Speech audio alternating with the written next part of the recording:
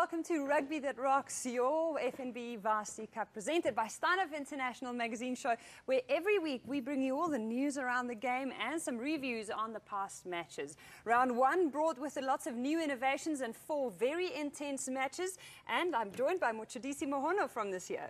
And it's absolutely awesome to be here on Rugby That Rocks. Now, this Monday, the Varsity Shield entered its second round, and it was the Forte Blues that travelled to the Howard College Rugby Stadium to take on John Mitchell's MPs. Well, they walked away with the 17-12 victory in a tightly contested match.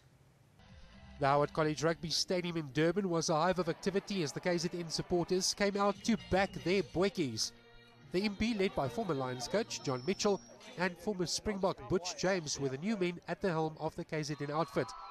The MP were out to prove a point, having lost their opening match to the Central University of Technology in Bloemfontein, while the Blues were coming off the back of a 26-8 defeat to Cape rivals, the University of the Western Cape.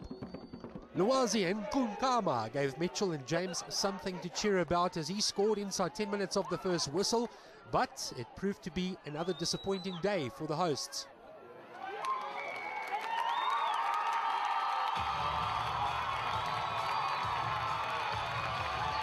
Oliver Zono spotted a gap that was wider than the Duzi River. The fly-off needed no second invitation as he sparked the Blues' revival.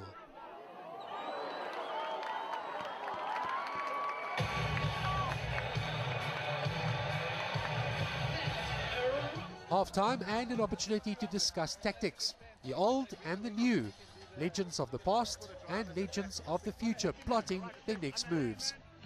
The second period only produced one try.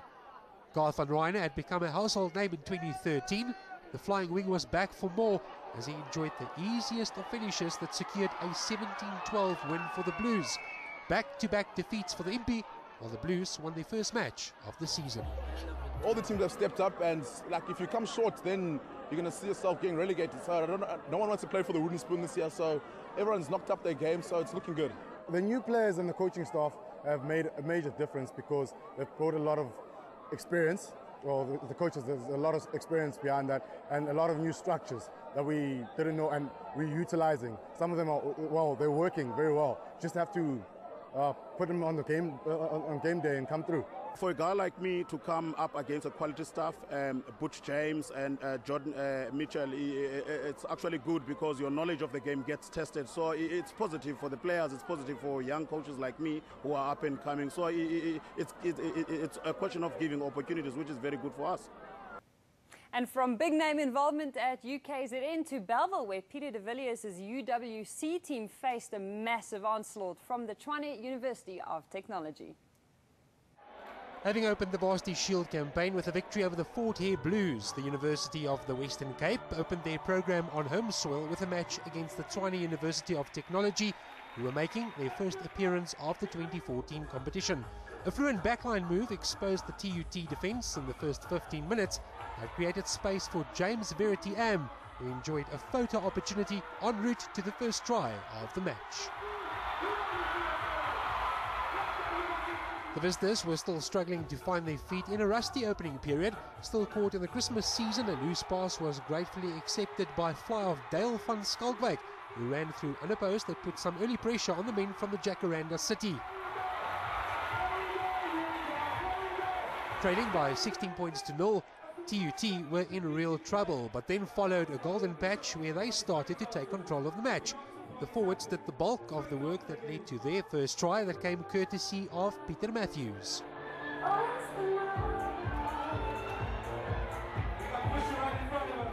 Having done all the hard work, TUT failed to deal with them all where UWC used their power game to good effect. And Jabulu Ndlovu, the recipient of the high fives, but credit has to go to the hosts' pack.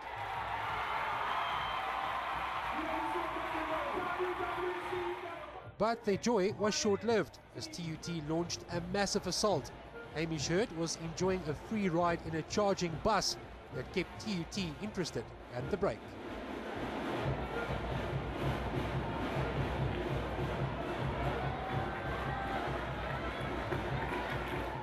The start of the second half was all about territory and possession, where both teams were more than happy to take the cautious approach.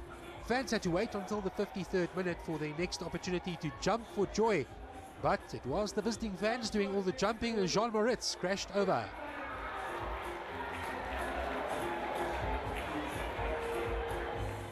He was followed over the line by Mantha Mdaka that gave the visitors some breathing space on the scoreboard. Needing to chase the game from that point on, UWC manufactured something special where Kenwin Wiener kept his team in the hunt, but it proved too little too late as TUT claimed their first win of the season, 34-31, the final score.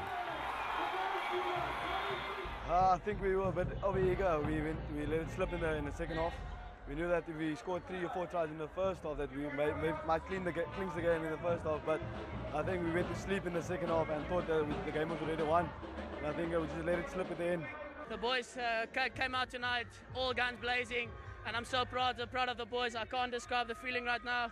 It's the turning point for us in the season, and hopefully we can put this. We're going to get this forward, going momentum in the game next week.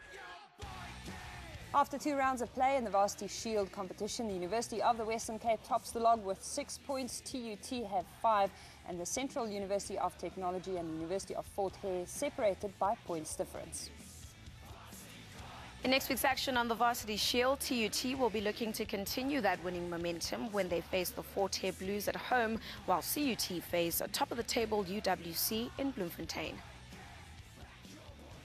Stay on your couch, because after the break, we give you all the highlights from the opening round of Varsity Cup.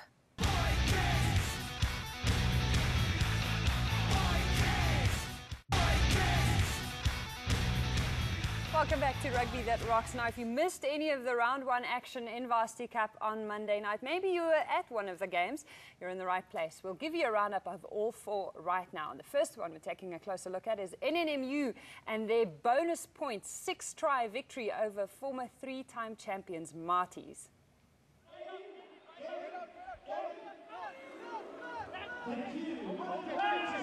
The Motshidisi who defended so well, it'll be a big plus for them. But can they continue to do that? This is a difficult drive to stop. Over they go. That's excellent play, that. NMMU on the board very early here in Port Elizabeth. Solid drive. It looks like Chris Clutie's got the try. The man from Selborne College. And there it is. The first try of Varsity Cup in 2014. Good jump there from Cameron Lindsay. We saw such a good drive initially. Now here comes another one. Is this another opportunity?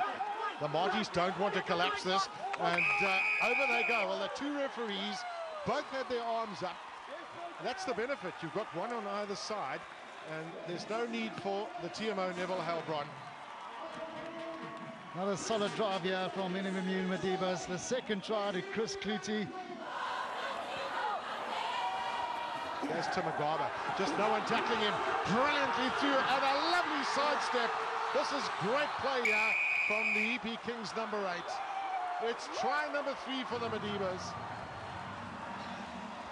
Individual brilliance here from Timothy Agaba. And it means a lot to him.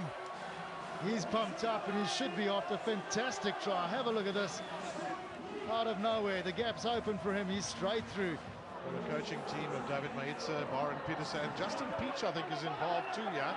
Lots of experience as a backline player, of course, with EP and with the Boylands. But again, it's that driving maul of the Madibas that really starts to get in motion now. And collapsing. Well, and I think they're over. Clutie strong on his feet. Such a low center of gravity. And here he goes. Another try, we're going back for penalty. There's the try. Another try, we're going back for penalty. So Neville Heilbron agrees with Rob Kempson's assumption that that was a try, and that's a bonus point then for the Madibas.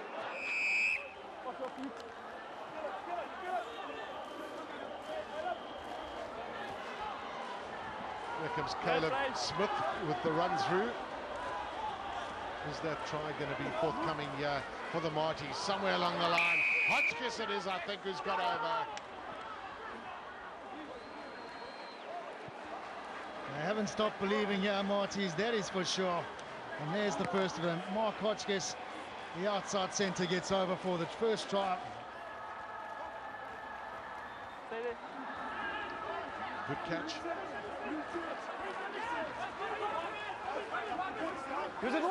Now, can they get the motion going here, the Medivas? There they come.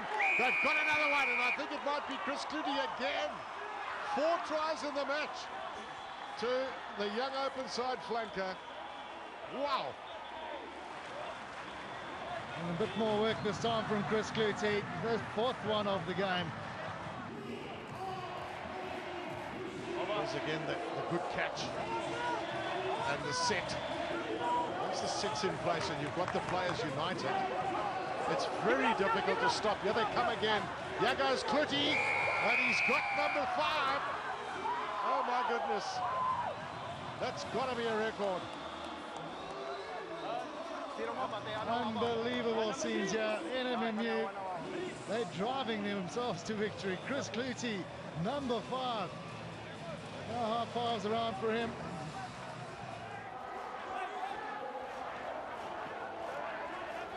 This is from Duprier and onto the part to Johnny Kotza. This is a much better play. This much better play by the Marties. Here comes their try. Oh, they've had to wait so long for it. And eventually it's Clarence Kamalo that gets it over. Finally their backs get the ball in their hands. And let me tell you, they're doing a fair sprint back to the halfway line. This is not over yet for the Marties men. Now, chance for the Marties. Good play that from Hotchkiss. Stayed on his feet long enough. Got the ball going forward. Players on the front foot. Opportunity here. Victor Klein looked like he was over the line. Another chance. Can they get it down? Yes, they can. And Christy Duprier perfectly positioned. Not quite sure he's got that one. In line with me, 21. Number of bodies at the bottom of all that. Can they finish this off with another try? Bear in mind they've got 3 at the moment. If they get another, they get a bonus point. And it's Mark Hotchkiss with his 2nd try of the match. And hats off to Marties, really. It's so brilliant to see them fighting back. What a great start to the Varsity Cup with those 84 points that were scored. And a total of 10 tries in the match. Brilliant, brilliant play here in Port Elizabeth. An emphatic victory for the Madiwas at home, but it wasn't such a good outing for UCT. They were at home against Pukke, and 4 second-half tries all but sealed the deal for the men from Potch. Fans in Cape Town were certainly spoiled as the UCT Tigers and Northwest University Pukke shared 71 points between them. Tiger supporters were making all the noise as Ross Jones-Davies scored his first of 2 tries.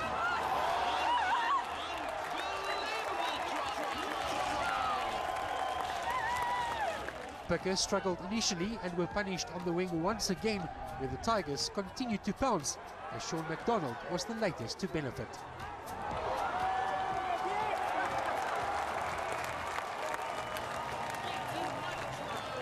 What followed must surely be a contender for try of the season. Luther Obi escaped 5 markers and still had the presence of mind to find Jean Langwich who did the rest.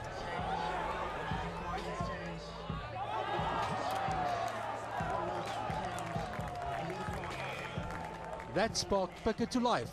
Cue Sylvian Mahuza, who produced a lethal step that proved too hard to handle. Mahuza showing that he will be one to watch this season. Davies had luck on his side as a chip kick was tapped into his hands that opened the path to glory, UCT scoring their 3rd of the day. Whatever Obi had for lunch certainly paid off. The Pukke wing wiggled his way through more defenders and certainly deserved his try. And the forwards also cashed in as Francois Roberts used his power from close quarters that stretched the visitors' lead. And talking about power, introducing super sub Donny Jordan. His try settled the deal as Pukke left the mother city with an emphatic 47-24 win that was accompanied by a bonus point. Luckily we got on top and we kept the ball close, and that was our plan. And the guys dug deep, and I'm so proud of my guys. And out to Bloemfontein, where the Shimlas scored a comfortable bonus point victory over a very determined, hard-working Wits team. The 2014 FNB Varsity Cup, presented by Steinhoff International, returned for its 7th edition on the 3rd of February. The Shimlas celebrated early as Neil Jordan scored inside 4 minutes that forced an early get-together behind the Wits posts. It went from bad to worse for the visitors, who forgot all about Devandre Strydom, who was left unmarked on the wing.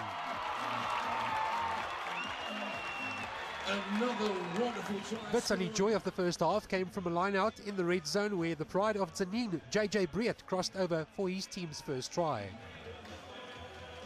But back came the Shimlas train. Fonnie van der Walt restored the host lead that added to the festivities in the Rosy City, where everything was going according to plan.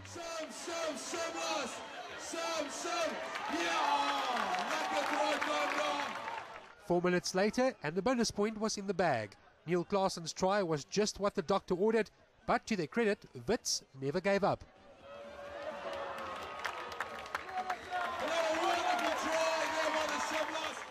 Ashton Davids rumbled over for the white jerseys, while Hannes Ludik added his name to the score sheet before the final whistle.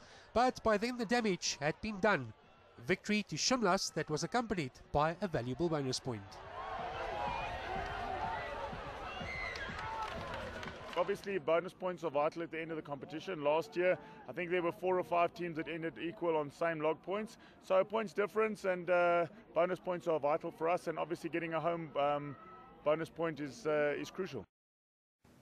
Our featured match here on SuperSport saw the champions UP Tuks up against UJ in the Yexgate derby, and nothing could separate the Gauteng rivals. Number 10, you need to lower your tackles. Play on. Ball taken quickly. Okay, advantage not 10. The referee playing the advantage, Mr. Jaco van der Heerden. Brilliant work. Antonitis, he was the man. He's been carrying that ball with McDonald. He's been very, very prominent early on as David Antonitis. Well deserved by UJ. From the kickoff, they decided to keep ball in hand. I tell you what, UJ have really set the gauntlet down here for Tuckies. Very good start there. Engelbrecht, Visser. Sorry, Hugo. Good tackle from David Antonitis. Tackler, clear the channel, number 5, Orange. Taken quickly by Engelbrecht. He's got the advantage, not 10. The pick and go from... Looks like he's got there. Very similar try from the first try. It was the quick pick and go. Brad Pretorius, the try by David Antonitis. This time it's... That was your second penalty for not running in 2 minutes.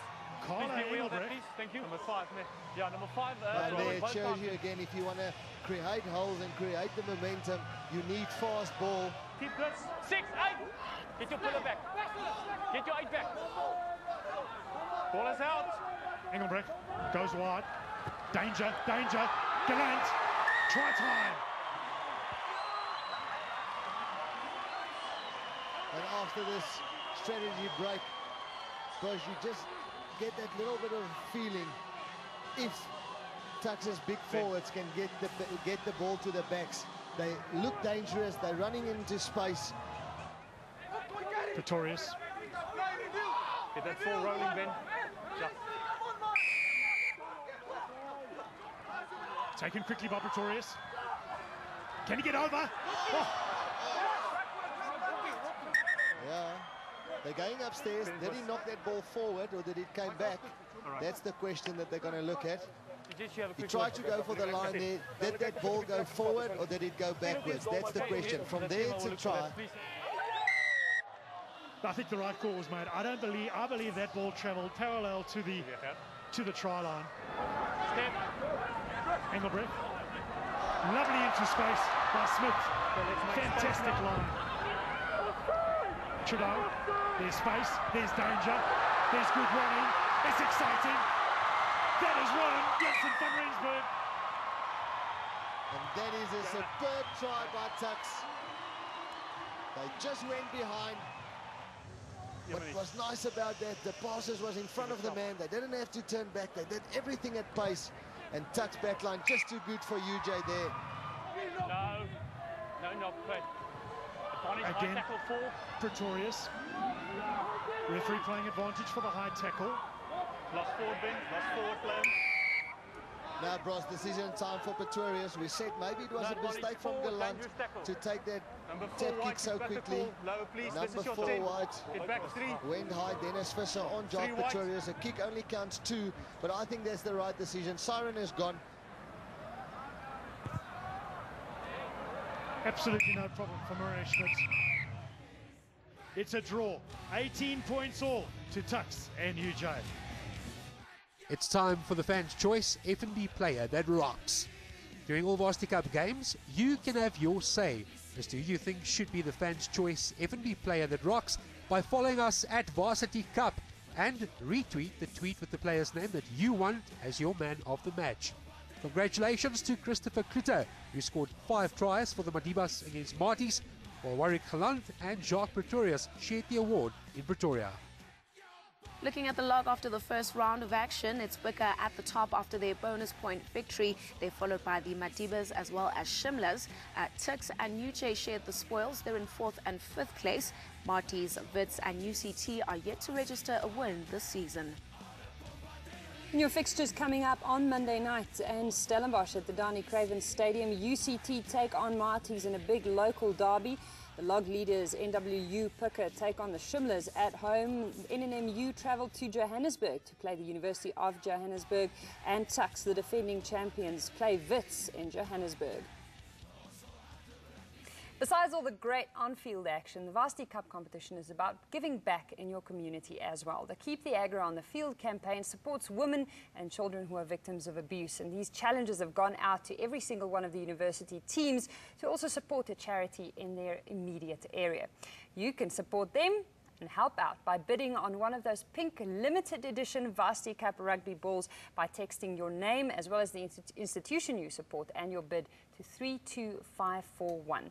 The names of the lucky bidders will be announced in the second strategy break of the second match every Monday night. You can also go onto the website www.varsitycup.co.za to place a bid for the limited edition pink balls. You can also check out the news as well as results and fixtures for the Varsity Cup as well as the Varsity Shield. Also upload your pictures on our Facebook page, Varsity Cup, and follow us on Twitter at Varsity Cup. We'll be back next Wednesday night, same time, same place. Until then, back your Boytjies. See you at your university field on Monday night. Back your boy!